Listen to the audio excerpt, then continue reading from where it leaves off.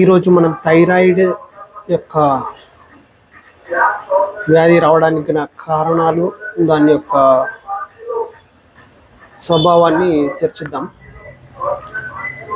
అయితే ఒక జర్మనీకి చెందినటువంటి మెడికల్ డాక్టర్ రైకీ గీర్డ్ హ్యామర్ అనేటువంటి ఒక వ్యక్తి మనిషి లోపల జరుగుతున్నటువంటి ఒక సైకీకి, బ్రెయిన్కి, ఆర్గాన్కి ఇంటర్లింక్ ఏ విధంగా ఉంటుంది అనేది ఆయన కనిపెట్టడం జరిగింది. అట్లా యాక్చువల్గా ఆయన సొంత అనుభవ కారణంగానే ఆయన రీసెర్చ్ అనేది స్టార్ట్ చేయడం జరిగింది.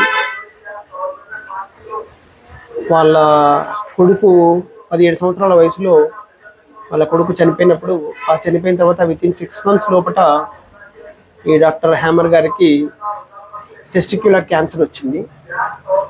సో ఆయన ఈ టెస్టిక్యులర్ క్యాన్సర్ రావడానికి గల కారణాలని విశ్లేషించుకున్నప్పుడు, ఆయన కొడుకు చనిపోయిన తర్వాత 4 నెలల తర్వాత తనకి ఈ టెస్టిక్యులర్ క్యాన్సర్ డయాగ్నోసిస్ కావడము, దీని వెనకాల ఉన్నటువంటి సైకిని ఆయన అర్థం చేసుకోవడానికి ప్రయత్నించాడు. అట్లా అర్థం చేసుకునే ప్రయత్నంలో తను సఫలీకృతుడయ్యాడు. So testicles itself indicates the next generation or that next generation అనేది తన యొక్క సంతానమే. కాబట్టి ఆ సంతానం చనిపోయినప్పుడు తన లోపల జరిగినటువంటి మానసిక సంఘర్షణకి, బ్రెయిన్లో జరిగినటువంటి మార్పుల కారణంగా బ్రెయిన్లో ప్రతి పార్ట్ కూడా ఎక్టోడర్మ్, మిసోడర్మ్, ఎండోడర్మ్ దీంట్లో ఏదో ఒకదాని నుంచి జనరేట్ అయ్యి ఉంటుంది. ఆ విధంగా జనరేట్ అయ్యి ఆయా కరస్పాండింగ్ ఏరియాస్ బ్రెయిన్లో ఉంటాయి. సో అట్లా ఆ టెస్టిక్యులర్ పార్ట్లో ఉన్నటువంటి బ్రెయిన్ పార్ట్ ఇంపాక్ట్ అయ్యి దాని కారణంగా ఈయనకు టెస్టిక్యులర్ క్యాన్సర్ అనేది రావడం జరిగింది. సో ఆయన ఆ తర్వాత దీని గురించి బాగా ఆలోచించి ఈ కాన్ఫ్లిక్ట్ కారణంగానే ఇది వచ్చింది అని ఆయన కన్ఫర్మ్ చేసుకున్న తర్వాత ఆ కాన్ఫ్లిక్ట్ని రిజాల్వ్ చేసుకొని తన యొక్క టెస్టిక్యులర్ క్యాన్సర్ని సక్సెస్ఫుల్గా ఆయన ట్రీట్ చేసుకోగలిగాడు. సో ఈ విషయం తనకి సొంత అనుభవం అయిన తర్వాత ఆయన దీని మీద తన యొక్క పేషెంట్లలో కూడా చాలామందిలో ఈ విషయాన్ని అబ్జర్వ్ చేయడం జరిగింది. సైకి, బ్రెయిన్, ఆర్గాన్ ఎఫెక్ట్ ఏ విధంగా అవుతుంది, ఏ సైకి వల్ల బ్రెయిన్లో ఏ పార్ట్ ఎఫెక్ట్ అయ్యి దాని కారణంగా బాడీలో ఉన్నటువంటి ఏ ఆర్గాన్ ఎఫెక్ట్ అవుతుంది అనే దాని మీద ఆయన రీసెర్చ్ చేయడం జరిగింది. సో అట్లా రీసెర్చ్ చేసిన తర్వాత ఆయనకి ఒక సంపూర్ణమైనటువంటి అవగాహన కలిగింది. మనుషుల్లో జరుగుతున్నటువంటి కాన్ఫ్లిక్ట్ల కారణంగానే, ఈ మనిషి యొక్క మైండ్లో జరిగిన మార్పుల కారణంగానే, ఆ కాన్ఫ్లిక్ట్ కారణంగా, మైండ్లో జరిగిన మార్పుల కారణంగా వీటికి లింక్ ఉన్నటువంటి ఆ దేహంలోని బాడీ పార్ట్ అనేది ఎఫెక్ట్ అవుతుంది అని ఆయన గుర్తించడం జరిగింది. సో ఆ విధంగా ఈరోజు మనం థైరాయిడ్ గురించి తెలుసుకున్నప్పుడు, ఈ థైరాయిడ్ గ్లాండ్లో ఆ గ్లాండ్ సీక్రెషన్ అనేది పడిపోతుంది. సో అది మనం T3, T4, TSH చేసినప్పుడు దాంట్లో TSH విపరీతంగా పెరిగిపోవడం, అంటే థైరాయిడ్ స్టిమ్యులేటింగ్ హార్మోన్ చేయడానికి, థైరాక్సిన్ హార్మోన్ స్టిమ్యులేట్ కావడానికి ఈ TSH అనేది విపరీతంగా పెరుగుతుంది. ఆ పెరిగి ఆ T3, T4 లెవెల్స్ కానీ థైరాక్సిన్ హార్మోన్ నార్మల్ తీసుకురావడానికి TSH ట్రై చేస్తూ ఉంటుంది. సో ఆ విధంగా హైపోథైరాయిడిజం కలుగుతుంది. అయితే దీనికి ఈయన చెప్పినటువంటి కాన్ఫ్లిక్ట్ ఏంటంటే మార్సెల్ కాన్ఫ్లిక్ట్ అని చెప్పాడు. అయితే ఈ థైరాయిడ్లో రైట్ సైడ్ ఎఫెక్ట్ అయినప్పుడు ఇన్గోయింగ్ మార్సెల్ కాన్ఫ్లిక్ట్ అని, లెఫ్ట్ సైడ్ ఎఫెక్ట్ అయినప్పుడు అవుట్ గోయింగ్ మార్సెల్ కాన్ఫ్లిక్ట్ అని, ఈ 2 రకాల కాన్ఫ్లిక్ట్లు ఆయన ఐడెంటిఫై చేయడం జరిగింది. దీంట్లో ఎప్పుడైతే రైట్ సైడ్ ఉన్నటువంటి థైరాయిడ్ గ్లాండ్ ఎఫెక్ట్ అవుతుందో అప్పుడు ఇన్గ్రోయింగ్ మార్సెల్ కాన్ఫ్లిక్ట్ కారణంగా ఈ రైట్ సైడ్ అనేది సంభవిస్తుంది. అయితే బ్రెయిన్లో ఉన్న ఈ థైరాయిడ్కి రైట్ సైడ్, లెఫ్ట్ సైడ్ బ్రెయిన్లో ఉన్నట్టుగానే ఉంటుంది, ఇక్కడ ఎక్స్చేంజ్ అనేది జరగదు.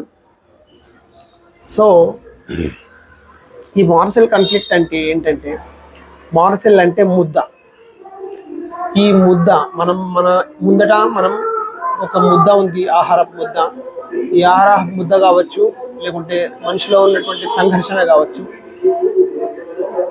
సపోజ్ ఫర్ ఎగ్జాంపుల్ యంగ్ పిల్లలు, ఇలా రేపు వెరీ వెరీ యంగ్ పిల్లలకు థైరాయిడ్ వస్తుంది.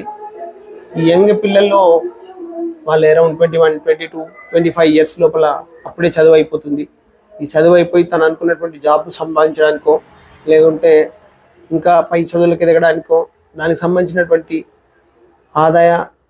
ఆదాయం సరిగా సమకూరకపోవడము, తను అనుకున్న జాబ్ రాకపోవడము, తను అనుకున్నటువంటి జాబ్ను సాధించి ఆ జాబ్ ద్వారా తన యొక్క ఇంట్లో వాళ్ళని కానీ తన యొక్క ఫ్రెండ్స్ని కానీ తను అనుకున్నటువంటి సాధించలేకపోతున్నాను అన్న కాన్ఫ్లిక్ట్, ఆ ముద్ద ఏదైతే మనం సాధించాలి లేకుంటే సంపాదించాలి అన్నటువంటి ఆ ముద్ద ఆల్మోస్ట్ ఆహారం ముద్ద లాంటిది అది కూడా.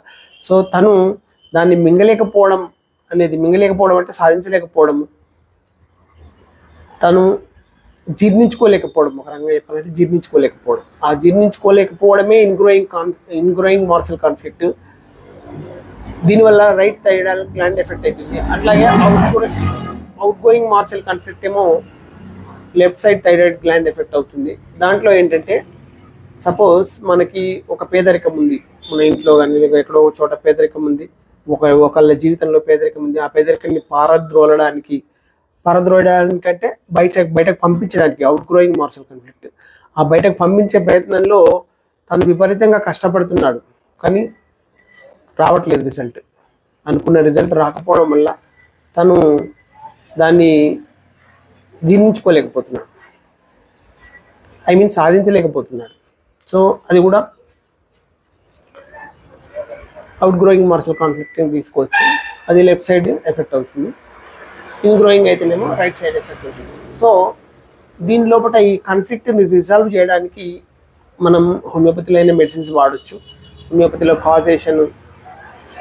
కాజ్ కారణంగా దాని యొక్క ఇంపాక్ట్, డిసీజ్ యొక్క ఇంపాక్ట్ పేషెంట్ మీద ఏ విధంగా ఉంటుంది అనేది దాన్ని విశ్లేషణ చేసినప్పుడు ఆయా లక్షణాల ద్వారా, హోమియోపతి అంతా బేస్డ్ ఆన్ లక్షణాసే కాబట్టి ఆ లక్షణాల ద్వారా మనం ఏదైనా ఒక డ్రగ్కి రాగలుగుతాం.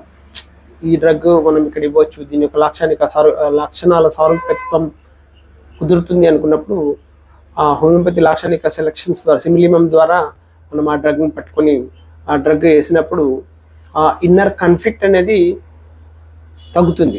100% ఉన్న కాన్ఫ్లిక్ట్, ఆ కాన్ఫ్లిక్ట్ యొక్క తీవ్రత ఎంత తీవ్రంగా ఉంటే ఆ డిసీజ్ యొక్క ఇంపాక్ట్ బాడీ మీద అంత తీవ్రంగా ఉంటుంది.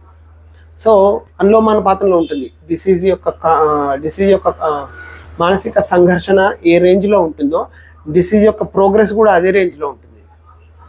మానసిక సంఘర్షణ అంత లేకపోతే డిసీజ్ యొక్క ప్రోగ్రెస్ కూడా అంతగానం ఉండదు. సో ఇవి రెండు అనులోమాన పాత్రలో ఉంటాయి. కాన్ఫ్లిక్ట్ యొక్క తీవ్రత, వ్యాధి యొక్క తీవ్రత, ఇవి రెండు ఒకదానికొకటి అనులోమాన పాత్రలో ఉంటాయి. సో ఎప్పుడైతే విపరీతంగా ఆ కాన్ఫ్లిక్ట్ జనరేట్ అయినప్పుడు ఆ డిసీజ్ యొక్క ఇంపాక్ట్ కూడా విపరీతంగా ఉంటుంది. సో ఈ హ్యామర్ గారు ఓన్లీ ఆయన ఎటువంటి మెడిసిన్స్ వాడకుండా కేవలం ఆయన కాన్ఫ్లిక్ట్ని రిజాల్వ్ చేసుకోవడం, న్యాచురల్గా బాడీ తనని తాను రిజాల్వ్ చేసుకోవడానికి ట్రై చేస్తూ ఉంటుంది. ఈ హోమియోపతి మెడిసిన్స్ ద్వారా ఆ రిజాల్వ్ అనేది ఇంకా తొందరగా ఫాస్ట్గా జరుగుతుంది. న్యాచురల్గా మనం జరపడానికి ట్రై చేసినప్పుడు it will take some time. But మనము హోమియోపతి హెల్ప్ తీసుకున్నప్పుడు చాలా తొందరగా ఆ రిజాల్వ్ అనేది అవుతుంది.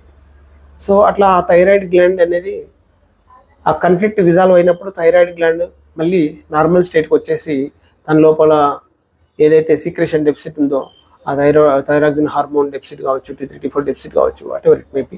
సో అవన్నీ కూడా న్యాచురల్గానే రిజాల్వ్ చేసుకునే శక్తి బాడీకి ఉంటుంది.